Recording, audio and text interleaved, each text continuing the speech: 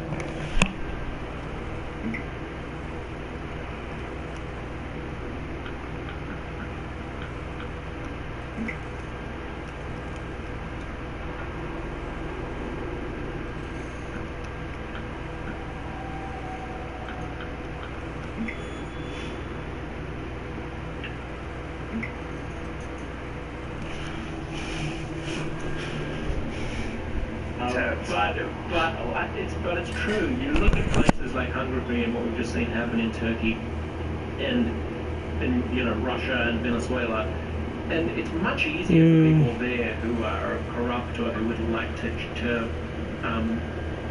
bring people under their spell. Maybe a little bit. There aren't these maybe a little later. Institutions like the press being fiercely independent, the judicial system being fiercely independent. Congress and the executive hopefully hating each other just enough to keep each other in check, keep themselves in check, and also just the traditions of American life, where there's I think more acceptance of dissent and of weirdness than there are in those other places. Like Russians are just very, I won't generalize here, but allow me to, conformist people. Like they've lived under tsars and fucking empires for centuries and millennia. Like they like following strongmen. Americans aren't like that. Right. I mean, some of them are. There is this kind of militaristic, jingoistic side to America, which is very kind of like salute the flag and like say yes please, like you've got to honor the veterans and everything. I'm not saying you shouldn't, but yeah, exactly. Respect the office, all that kind of stuff. Yeah. And I think that way tyranny lies. I think the best thing that America has ever kind of given the world is its flamboyant, boisterous sense of possibility and craziness that expresses itself in Silicon Valley and maybe Peter Thiel, who I might not like, but at least he's unusual. In Hollywood, even in Wall Street, there are a whole bunch of, there's just an excitement in this place which seeps out in so many different ways in America that I think to try to corral it as a dictator would be like herding cats. Like it'll just never, it'll never quite work. Well, we can only hope, because if Trump has his way, he would definitely try to do that. He would try to get all these people to do his bidding, figure out some way to dismantle all these different institutions and make it much easier for him to make America great again. Just try to force that agenda through. Yeah, I don't even think he would think that he's doing the wrong thing, would he? I don't know. Did you think? I mean, he said it looks like we got ourselves another trial. It's very bizarre. Sure looks like it's very bizarre. And when he compared what Putin does to what we do terrible things too. Whoa, that's crazy. That guy murders people on the street. Yeah. I mean, any political opposition, he fucking kills them. He kills reporters. Or somebody does. I don't know what's happening. Somebody does right outside the Kremlin. On the main bridge leading to the Kremlin at night, and all the security cameras from the Kremlin happen to go off and have their footage missing just when the murder happens. If someone on the left in America said, "Oh, who are we to say?"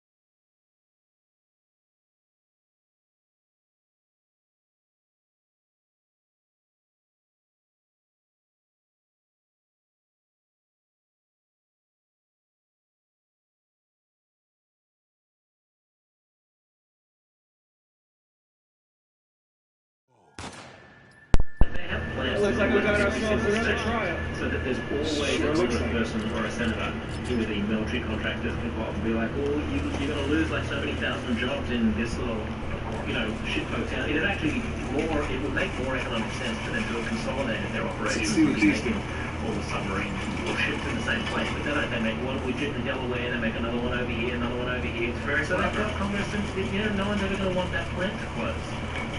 It's like those are the things that we've talked about today.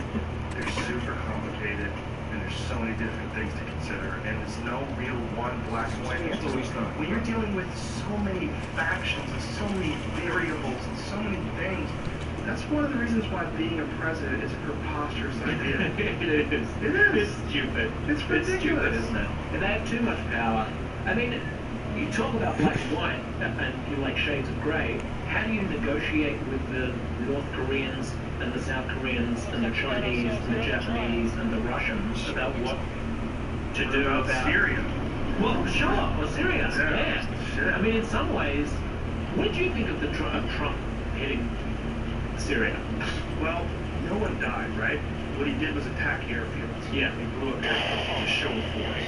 Is it the right thing to do? Shit, I don't know.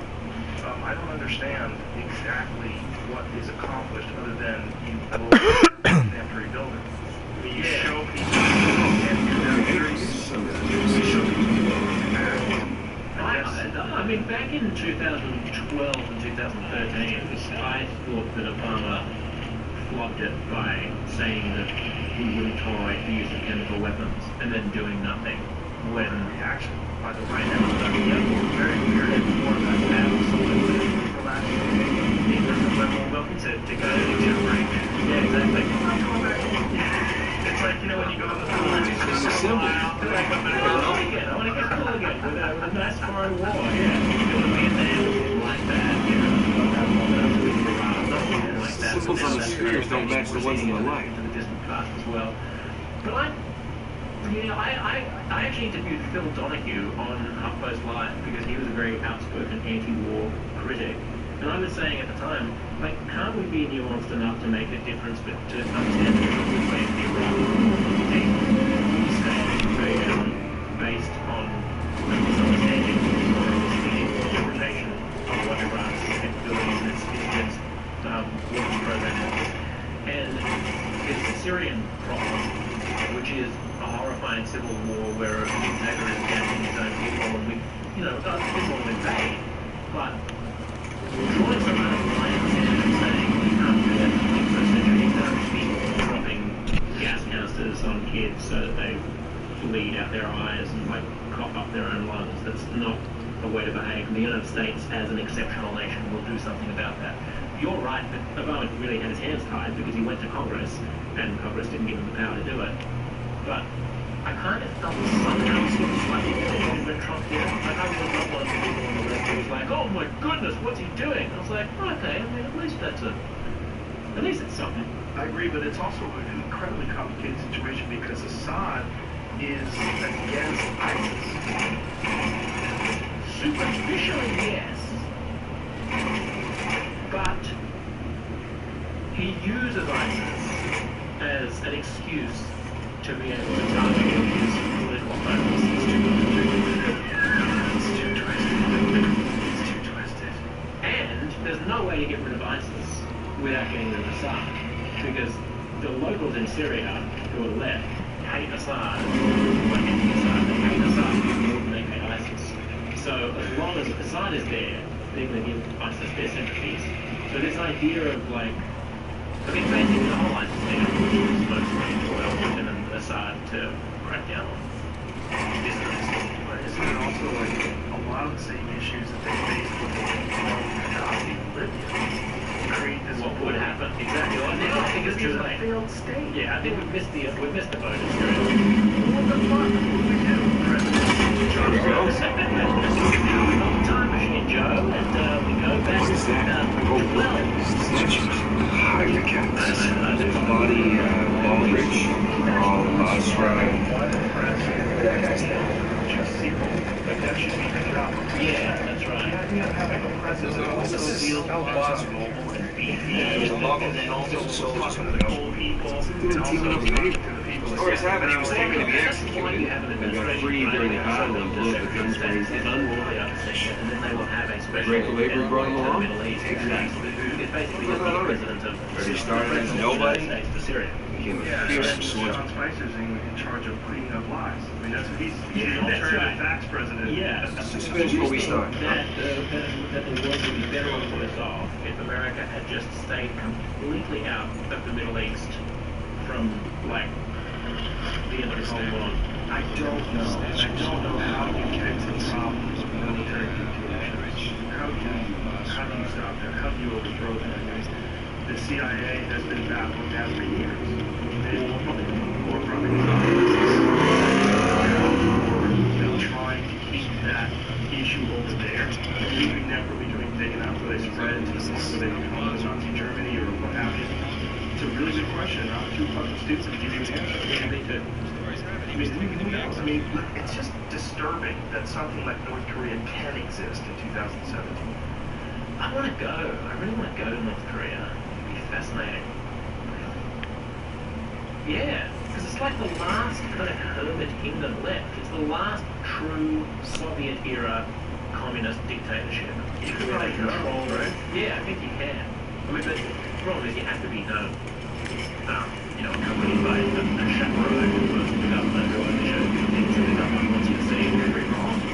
That's right. I heard him on your show. Yeah, that's right. He's so gangster. He's so good. I was in New Zealand actually listening to your episode, to that episode at the lounge in Auckland before coming back to Australia a couple of months ago.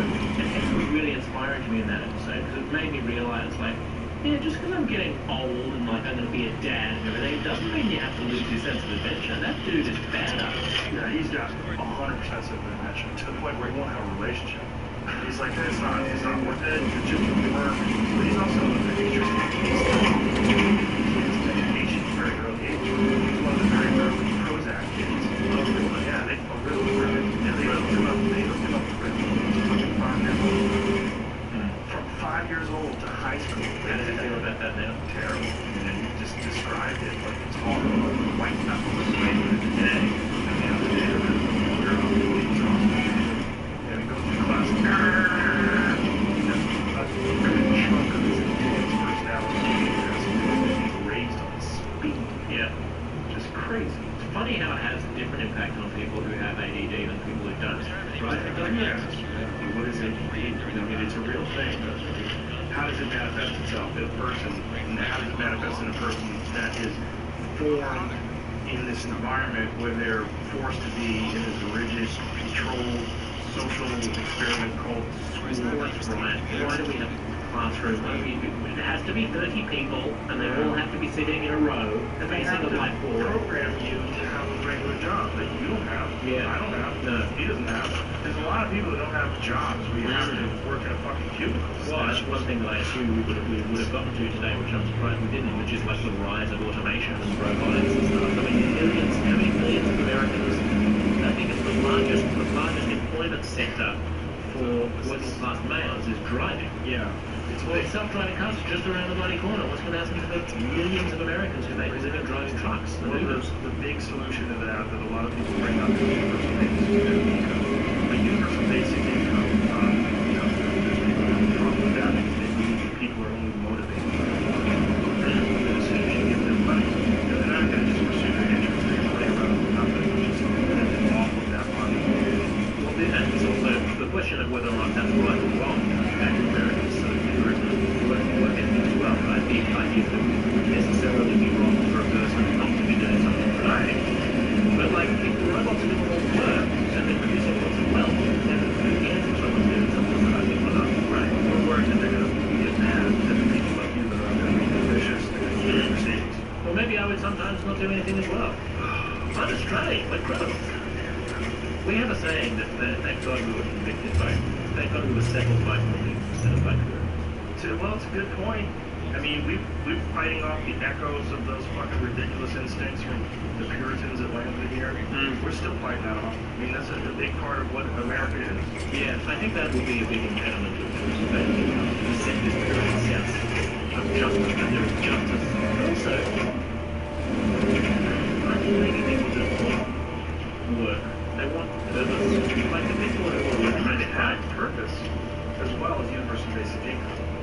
have to sort of program it into the zeitgeist of the culture.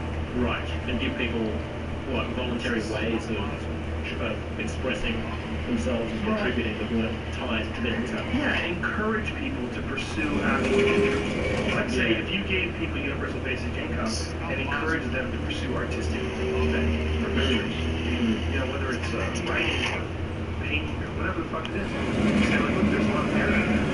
You can do this, you can do that, you have a home. You can sleep, you have a how much you want. What do you want to do? I think it's a fantastic experiment. I'm glad that there are a few little jurisdictions in Scandinavia and Canada which seem to be trying it out, because I'd be interested to know how many, like there are, you could imagine different groupings of human psychology. Like some people will be like, awesome, I don't have to worry about making money, I'm going to become the greatest artisanal, you know, furniture maker that I can. And that's fantastic. And then at the other end of the spectrum, there'll be people who are like, screw you, going for work, like I'm just going to sit at home. That's fine too, all day. right? Same when I'm committing crimes, I bet the crime rate's lower because of that. Oh, sure. That's what we should be hoping for. And the idea of the real good argument for universal basic income is that the money that you spend giving people a certain universal basic income, you would save money from people going to jail, juvenile detention, medical issues, all sorts of issues that come out of poverty. There's a lot of issues that come out of poverty that are directly connected. Yeah, this is one of the arguments for welfare as well. I mean, people who say that it wouldn't have any impact on crime, I would just say, look at the different countries in the world that have more or less generous welfare systems. And the ones with more generous welfare systems do tend to be more peaceful places. Yeah. I mean, there might be other reasons as well. I think they're correlated. And I think also one thing that I really try to support people who make things. Yeah. People who make things by hand. People, companies that like make stuff. I like when people make stuff. I like when people pursue like this table made by an artist, you know. I like when people make handmade knives. I like that stuff. I think people get deep satisfaction. Yeah, you know, like I made that clock right there. That's a handmade clock. I built that one studio that right there. I try to support that shit as much as possible. I think that is the future. There's when I look at that clock, I know a guy who made that. Yeah. That means something. Yeah, it's cool. It's cool. It is also really cool. If you asked me to make a clock, nobody's done it. Well, if you gave them the money with notes and all this stuff, but you might not make a clock for you. Again, that Buddhist sculpture, somebody made that stuff. Right? There's a lot of things that people can make that other people enjoy, and I think artisanal goods and services and things that people do that are handcrafted. There you go. They have a special Now need you just got to get them into the lights. They value. I wonder if Versus something that's mass produced. I wonder if enough people can find self-expression through that to counteract the job losses that are resulting from and will continue to result from technological advance. Well, I think that with universal basic income is possible. But I think making things is not necessarily the only way to do it. I mean, it's making art, encouraging people to think of that as an actual way to live. Yeah. That's a big impediment. A big hurdle. Well, it's like the North Korea thing that you were saying. Like, if you got rid of the North Korean regime, the people who lived under it have the scope, have the mental scope to know what to do with themselves. In some ways, it's a comparable question with capitalism, right? If you took away the capitalist incentive to work, and suddenly, all of a sudden, everybody was liberated and had a basic income that gave them all the supplements that they need. Right. Would they have the horizons available to them, having been raised in this idea of like, you gotta work, gotta find your way up the ladder, gotta get a part-time job, go to college, get an education, you know, please the world with your emotion. How all that suddenly fall away and be like, you know what, we're gonna go this. Some people will figure it out. But other people would be like lottery. They just go crazy. Yeah. Like lottery winners almost universally. And they go much happier. Yeah, everybody's mad at them. Yeah. Because if you win $5 million in the lottery, everybody goes, Josh, come on, it's free for you. I got bills, bro. Yeah, Hook me up. And then people start looking. You and I are going to do a business. We're going to pay cars. You're like, I don't want to pay cars. The next thing you know, you're loaning money out, and family wants money from you. Yeah. And you're just dealing a lot of bullshit. And also, you have expectations immediately after winning that things are going to get a lot better. Yeah. And as you know, anyone who has paid attention to the process of their own consciousness, whether that's through psychedelics or quotation text, or what Sam Harris and Dan Harris were talking about recently about meditation, your conscious perception of life is not determined by what's going on outside. Yeah. It is trivially, occasionally, and in the short term, but in the long term, your actual happiness. But people always take the path of least resistance, and often the path of least resistance is these patterns that we've carved into our behavior. These behavior patterns that we've carved into our psyche, and a lot of times those aren't even the path of least resistance, they become the path of more resistance. But we're so accustomed to those paths that we think of them and treat them as if they're the right path. Mind blown. Fucking man. There's no answers. There's no answers to abortion. There's no answers to North Korea. We didn't figure out shit. It's not the point, Joe. It's the point to figure it out. Let's end this and do yours. Yeah, wonderful. I want to talk to you. I'm going to do like a quick round of questions and also talk about extraterrestrials on my podcast with Joe. Josh motherfucking Zips, ladies and gentlemen. Thank you, sir. Always a great I love you. time. I love you too, brother. All right, we'll be right back with Josh Depps.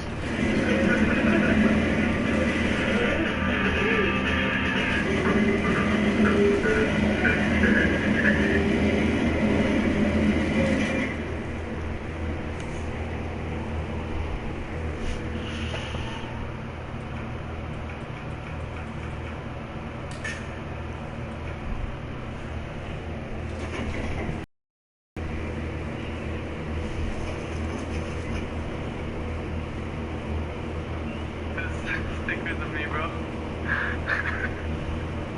You see. Hey, yo, come on, put my intro. Hey, yo, good morning, look. Hey, what's poppin', guys? Yo, today is electric, baby. Be a maverick. Let's go. I am so excited for today. I feel great. Here's what you need to know. One.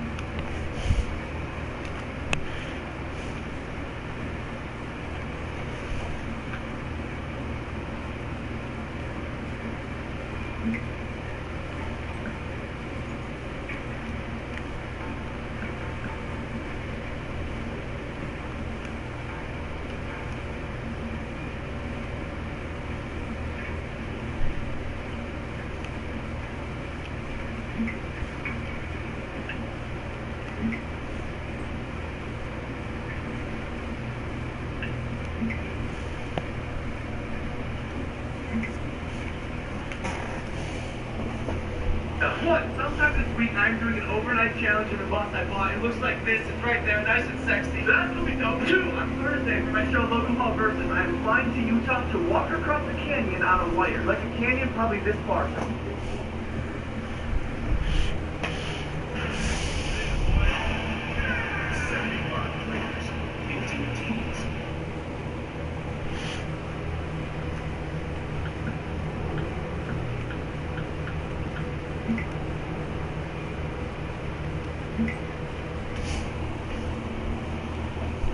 From here to here, walking across on a wire. This thing. I'm gonna die. What if I don't that brings us to number 3? I'm going to Kansas City to go on I don't know what it is. American Ninja Warrior. That's the actual show for my show, LP Versus. Which is gonna be so. Yeah, what do you think, my boy? Nice. And then last, the best thing I'm doing is come here, man. I'm trying to keep my brother Jake Paul today. See that? Way too far. The Lamborghini prank. My bad. My 22nd birthday, he told me he bought me a Lambo. Look at this guy. And then they told me it was a joke.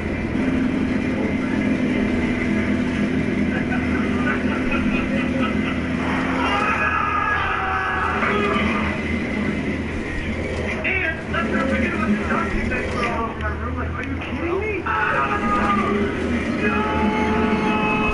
And the Coachella prank that he pulled on his...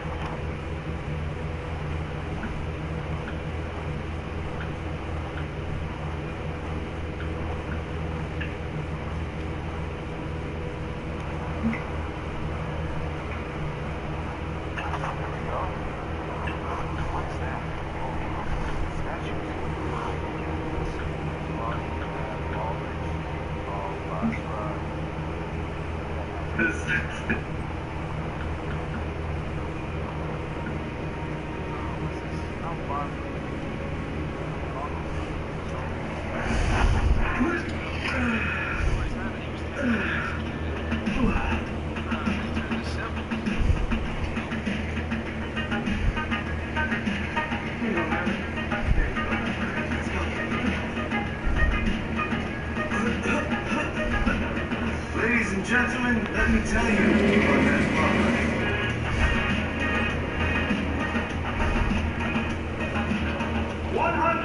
100 days of me recording my life and getting delivered to you guys. 100 days of looking like an idiot wearing camera setups like this. And in honor of that,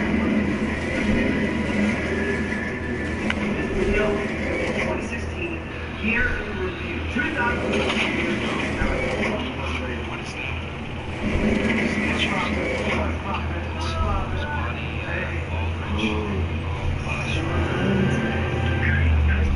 Yeah, that's right. I had a special request to put 100 on the gate. Even though in reality I probably had thousands. But I got this is a good spot to start picking up bananas in the gate bowl. 2016, the first thing I did, I took a picture on top of a pile of bananas. Right here. That picture ends up turning into the cover of a magazine called Ask. It is the largest magazine in advertising marketing in the United States. Now, after that, 2016 quickly became serial travel. I'm talking London, Spain, Germany, Berlin. Berlin is in Germany. Brazil, Berlin, London, France, China, Japan, in Berlin, we had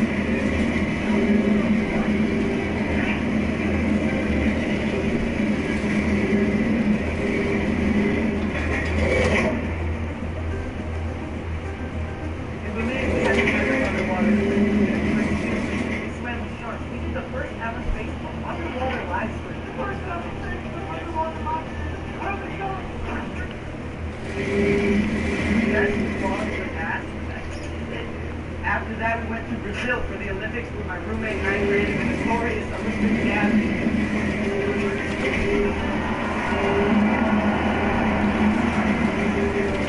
Now, unfortunately, because of copyright claims, we got removed in 7 days. Also, rest of these fine. One more thing, why am I taking the stairs? I'm a young lady millennial, right? I read hoverboards, come on now.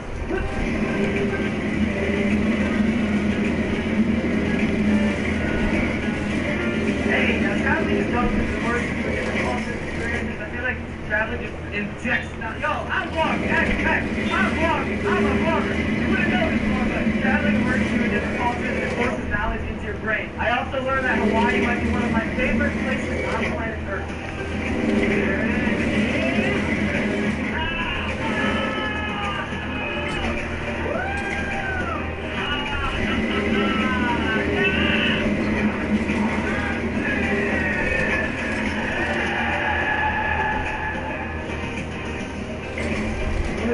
So also in Hawaii, I got to make a video with one of my idols, Kevin Hart. We avenged the Olympic dad video and brought the dad back!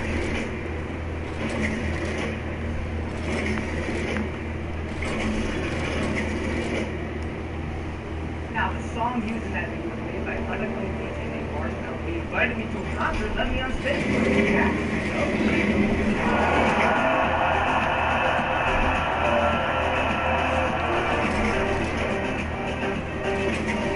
2016, I I produced it. He wanted to create a movie with the biggest social media stars in the world. Everybody knows.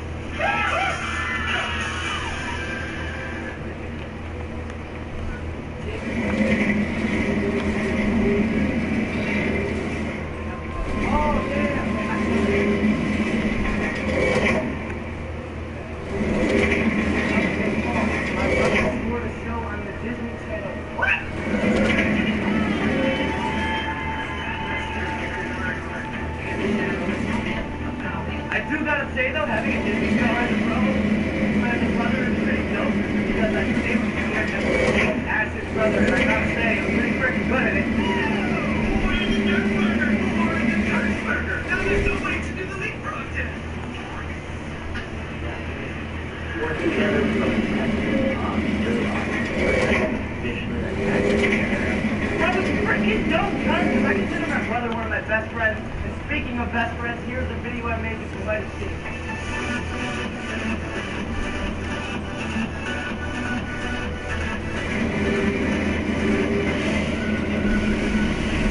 That video is my #1.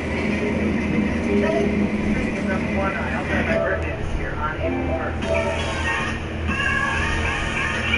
I went to Vegas with some of my friends and